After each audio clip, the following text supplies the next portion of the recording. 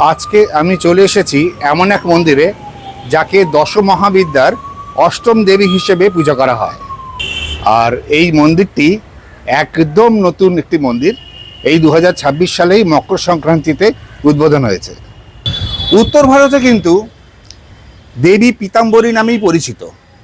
সেখানে পীত বর্ণের বসন হওয়া সত্ত্বেও এইখানে কিন্তু দেবী একেবারে শ্বেত পাথরের তৈরি, আর এনার বাহন কিন্তু সিংহ। আমি আজকে চলে এসেছি মা বগলামুখী মন্দিরে। প্রধান মন্দিরটি কিন্তু রয়েছে মধ্যপ্রদেশের দাতিয়াতে, আর তাছাড়াও হিমাচল প্রদেশে একটা বিরাট বড় মন্দির রয়েছে। দেখতে থাকুন সম্পূর্ণ ভিডিওটি। Hello, I am Joy and welcome to my channel.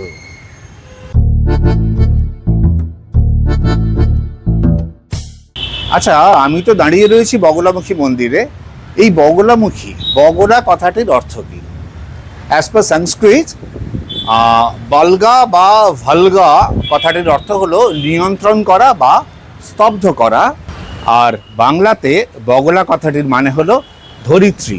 তাই এনাকে ফেস অফ দিস প্ল্যানেটও বলা যেতে পারে। ভক্তের ভ্রান্তি নাশ করে তাকে সঠিক পথে চালিত করার জন্যই মা বগলামুখীর আবির্ভাব।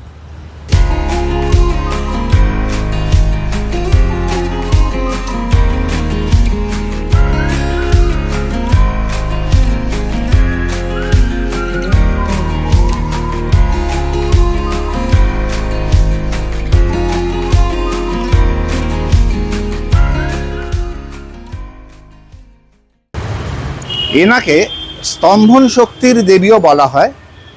কোনো একটি গুণকে একদম বিপরীত গুণে পরিবর্তিত করে ভক্তকে বিপদ থেকে উদ্ধার করতে পারেন বলেই কিন্তু ভক্তদের বিশ্বাস।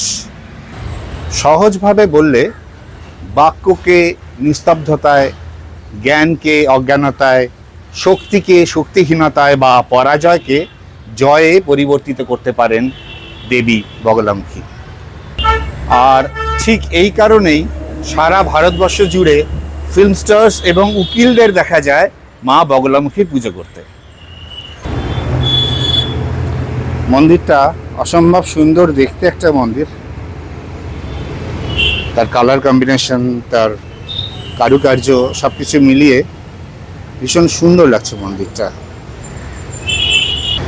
এই ধরনের বেশিরভাগ মন্দিরেই দেখা যায় নাগাড়া শিল্পরীতি আর্কিটেকচারটাকে বলে। এটা যদিও নাগাড়া শিল্পরীতি নয়, কিন্তু ভীষণ সুন্দর এই ডিজাইন এবং কারুকার্যগুলো। I think all of this are sandstones. খুব সুন্দর করে কারুকার্য করা হয়েছে গোটা মন্দির জুড়ে।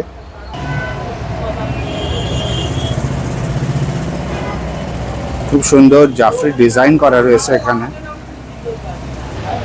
এখানে পাথর কেটে সেই মন্ত্র লেখা রয়েছে, ওং সর্বমঙ্গলে মঙ্গলে শিবে সর্বার্থ সাধিকে শরণ্যে ত্র্যম্বকে গৌরী নারায়ণী নমস্তুতে।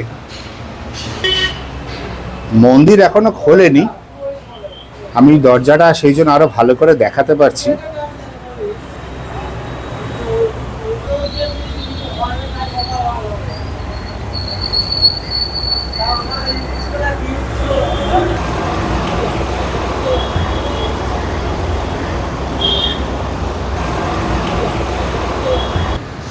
মা বগলামুখীর দ্বিভুজা মূর্তির প্রচলনই বেশি। একে বলা হয় সৌম্য মূর্তি। যদিও সৌম্য মূর্তি কেন বলা হয় সেটা আমি জানি না, কেননা এই মূর্তিতে দেখা যায় তার দক্ষিণ হস্তে রয়েছে গদা এবং বাম হস্তে শত্রুর জিহ্বাকে প্রচণ্ড শক্তিতে ধরে রয়েছেন। এর অর্থ হলো শত্রুকে নিস্তব্ধ করে তাকে নিঃশেষ করা। এই রূপটিকে দুষ্টকে দমন করার আরেকটি শক্তিশালী নারীর প্রতিরূপ বলা যেতে পারে। আমি একটু আগেই এসে গেছি মন্দিরে, তার একটা কারণ আছে। আমি যখন শ্যুট করছি, এটা হচ্ছে মার্চ মাস। এই সময়ও বেলা যে খুব বেশি বড় হয়েছে তা নয়। সূর্য অস্ত যাবে যাবে করছে। আমার চলে আসার কারণ হচ্ছে মন্দির খোলার আগে যতটা শ্যুট করতে পারি সেই কারণে আমি চলে এসেছি। আমাকে ফার্স্টলি এখানে এই মুহূর্তে শ্যুট করতে দেওয়া হচ্ছিল না, বাট এনাদের তৎপরতায় এবং সাহায্যে আমি সেই পারমিশন পেয়েছি। Thanks to Kolkata police.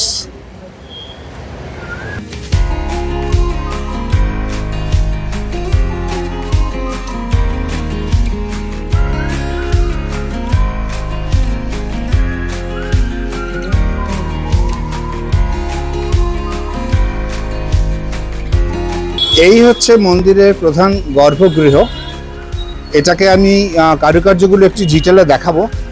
যেহেতু নিয়ম হচ্ছে গর্ভগৃহকে ডান দিকে রেখে পরিক্রমা করতে হয়, সেই জন্য আগে একবার পরিক্রমা করে নিই, তারপরেই আমি সমস্ত ডিটেলিং দেখাচ্ছি। এখানে কি কি করা রয়েছে, কারুকার্য সমস্ত কিছু দেখাবো। এখানে হর পার্বতীর একটি রিলিফ ওয়ার্ক করা রয়েছে, যেখানে তাদের কোলে রয়েছেন কার্তিক এবং গণেশ। খুব সুন্দর একটা এনভায়রনমেন্ট তৈরি করা রয়েছে। হরিণ ঘুরছে, জঙ্গল, গাছপালা সব কিছু মিলিয়ে। আর রোদ্দুরটা এমন একটা জায়গা থেকে এসে পড়েছে এক সাইড থেকে, যার জন্য একটা শ্যাডো তৈরি হচ্ছে, খুব ভালো লাগছে। তার ঠিক নিচেই খুব সুন্দর একটা কারুকার্য করা রয়েছে, ফিনিশটা খুব ভালো।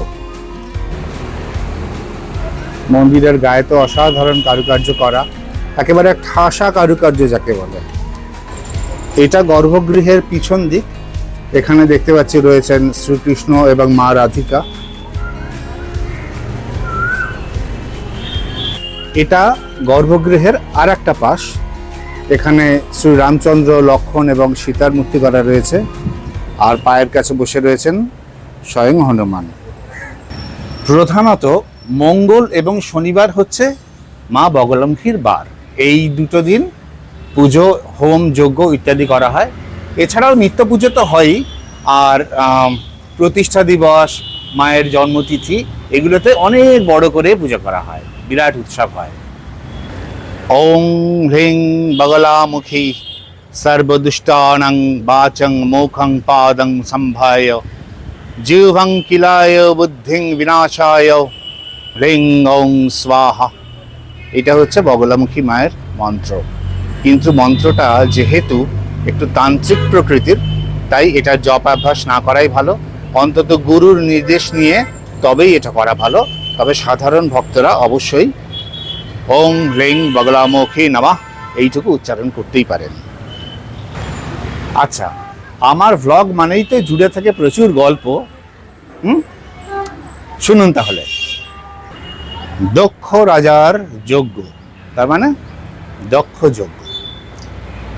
আনফর্চুনেটলি সেখানে মহাদেব এবং সতী নিমন্ত্রিত ছিলেন না। এদিকে সতী তো যাবেনি বাপের বাড়িতে, কিন্তু মহাদেব বাধা দিলেন। হ্যাঁ, ভাবুন, মহাদেব বাধা দিলেন, বাপের বাড়ি যাওয়ার জন্য স্ত্রীকে বাধা দিলেন। এই মুহূর্তে যে বিবাহিত পুরুষেরা এই গল্পটি শুনছেন, তাদের হৃদস্পন্দন কেন থেমে গেছে সেটা আমি বুঝতে পারছি, কেননা মানব জীবনের সঙ্গে এই গল্পটির একটি অখণ্ড মিল আছে। আর তখন মা সতী ধারণ করলেন দশ মহাবিদ্যার আর এক দেবীর রূপ, যার নাম হচ্ছে মা ধূমাবতী। মা ধূমাবতী, মা ধূমাবতী। ত্রিলোক জুড়ে সৃষ্টি হলো এক মহাপ্রলয়। শেষমেশ মহাদেব অনুমতি দিলেন। সতী চলে গেলেও সেই প্রলয় ধীরে ধীরে মহাপ্রলয়ের আকার নিল। মহাদেব এবং সমস্ত ভগবানরা ভীত হয়ে পড়লেন।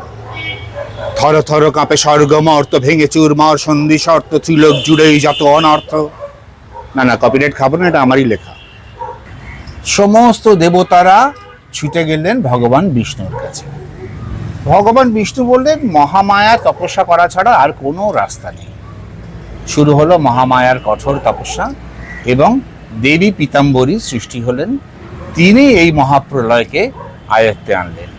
এই যে দেবী পীতাম্বরী, ওই যে বললাম যে নর্থ ইন্ডিয়াতে যিনি দেবী পীতাম্বরী, এখানে তিনি দেবী মা বগলামুখী। আর আপনার জীবনেও যদি থাকে কোনো মহাপ্রলয়, যদি প্রয়োজন হয় সিচুয়েশনকে একেবারে বদলে ফেলার, যদি প্রয়োজন হয় অন্ধকার থেকে আস্তে আস্তে আলোয় ফেরার, তবে অবশ্যই আসুন এই মা বগলামুখী মন্দিরে। কি করে আসবেন মা বগলামুখী মন্দিরে? উত্তরের দিক থেকেই আসুন বা দক্ষিণের দিক থেকেই আসুন, যতীন দাস পার্ক মেট্রো স্টেশনে চলে আসুন, 6 নম্বর গেট দিয়ে বেরিয়ে পড়ুন এবং তারপরে একেবারে হাজরা ক্রসিংয়ে চলে আসুন। সেখান থেকে বাঁ দিকে যে রাস্তাটা মানে গঙ্গার দিকে গেছে বা পশ্চিম দিকে গেছে, সেই রাস্তা দিয়ে সোজা চলে আসুন। 6 থেকে 7 মিনিট টাইম লাগবে। রাস্তার বাঁ দিকে পড়বে বগলামুখী মন্দির, বাস বা অটোও আছে, তাতে করেও চলে আসতে পারেন। এই মন্দির খোলা থাকার সময় হলো সকাল 9টা থেকে 12টা এবং বিকেলে 5টা থেকে রাত 9টা। আমি কিন্তু এখানে এখনো বেশ কিছুক্ষণ অপেক্ষা করব আপনাদের জন্য, কেননা সন্ধে হয়ে যাওয়ার পরে যে আলোগুলো মন্দিরে জ্বলে সেটা কিন্তু একটা দেখার মতো বিষয়, সেটা আমি আপনাদের দেখাবো। আর একটা কথা বলে নিই, সেটা হচ্ছে এই মন্দির থেকে আরেকটু যদি এগিয়ে যাওয়া যায় তাহলে রাস্তার ডান দিকে একটা দুর্দান্ত দর্শনীয় স্থান আছে। দর্শনীয় মানে ঐতিহাসিক বলা বেটার, সেটা হচ্ছে আলিপুর মিউজিয়াম। সেই আলিপুর মিউজিয়ামের উপরে আমার একটা ভ্লগ আছে, ডেফিনেটলি সেটা দেখবেন, এটা কোনোভাবেই মিস করবেন না। আমি এন্ড কার্ডে দিয়ে দিচ্ছি, এই ভিডিওটা শেষ হলেই দেখতে পাবেন সেটা। আর আমার ভ্লগ যদি আপনাদের ভালো লাগে তাহলে ডেফিনেটলি শেয়ার করুন, কমেন্ট করুন, লাইক করুন, সাবস্ক্রাইব করে পাশের ঘন্টাটা বাজিয়ে অল বাটনটা ডেফিনেটলি ক্লিক করে দেবেন। এত সুন্দর সুন্দর ভিডিও বেরোলেই আপনারা তাহলে নোটিফিকেশন পেয়ে যাবেন। আচ্ছা, আমি আমার ভিডিওর শেষ কথা যেটা বলি সেটা অলরেডি আমি বলে দিয়েছি। ভিডিওটা এখানে শেষ নয়, আমি এবারে অপেক্ষা করে যাব কিছু ক্লিপিংস দেখানোর জন্য, যে ক্লিপিংসগুলো না দেখলেই নয়, কেননা দিনের বেলায় এই মন্দিরটি একরকমের সুন্দর, সেটা আমি কিছু কিছু দেখালাম, আর রাত্রেবেলায় অদ্ভুত ভালো সুন্দর। তো আমি সেইটা দিয়ে কিন্তু শেষ করব আমার ভিডিও। আচ্ছা, এই হচ্ছে মা বগলামুখী মন্দিরের দিনের বেলায় একটা ওভারভিউ। রাস্তার একদম পাশেই মন্দির, রাস্তার লেভেলেই রয়েছে গেট দিয়ে ঢুকলে এই জায়গাটা। এবারে দুটো জিনিস দেখাবো। নাম্বার 1 ইজ, এইটা কিন্তু এই মন্দিরের কার্যালয় বা অফিস। এটাকে একটা বেসমেন্ট বলা যেতে পারে, বেশ কিছুটা নিচে নেমে গেছে। আর এই রাস্তার লেভেল থেকেই সিঁড়ি উঠে গেছে মন্দিরের উপরে।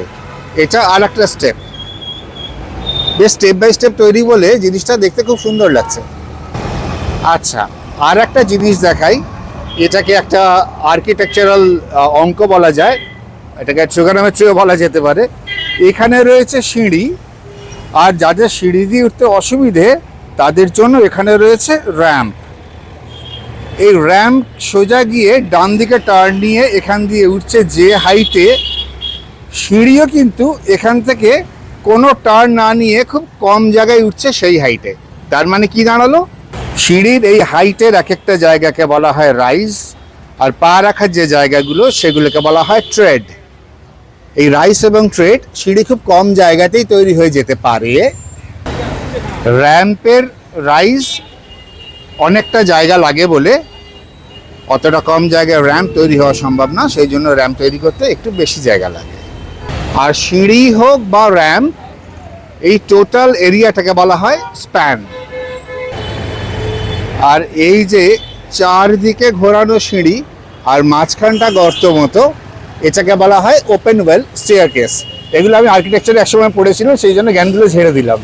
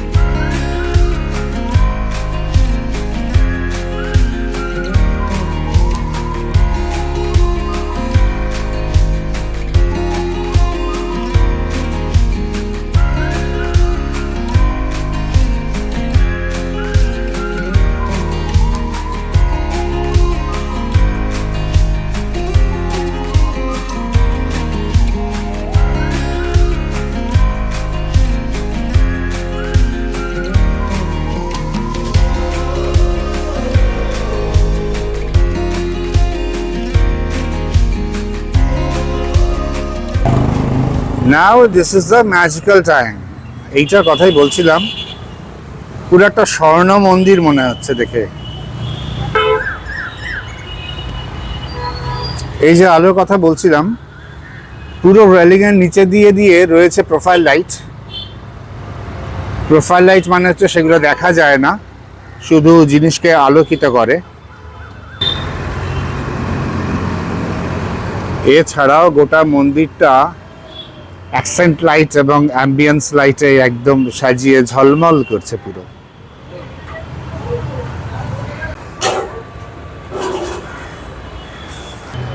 এইখানে দেওয়া রয়েছে এলইডি স্ট্রিপ লাইট, যার জন্য অদ্ভুত সুন্দর একটা লাইট এন্ড শেড তৈরি হচ্ছে।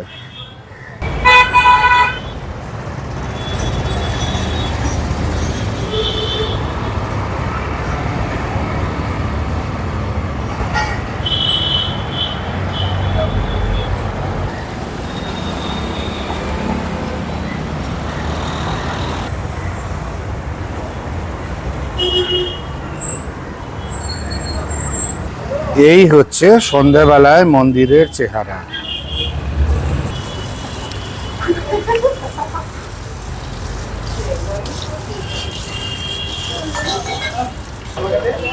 আস্তে আস্তে সন্ধে হচ্ছে আর ভক্তদের সমাগম বাড়ছে।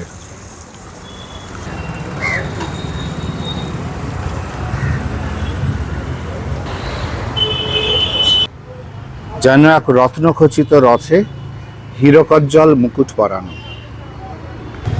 তিনি যখন সন্ধ্যা কাছে দাঁড়ান ঊর্ধ্ব করে, তখন স্তরে স্তরে ফুটে ওঠে অন্ধকারে আপন প্রাণের ধন, মুকুটে তার পরেন সে রতন।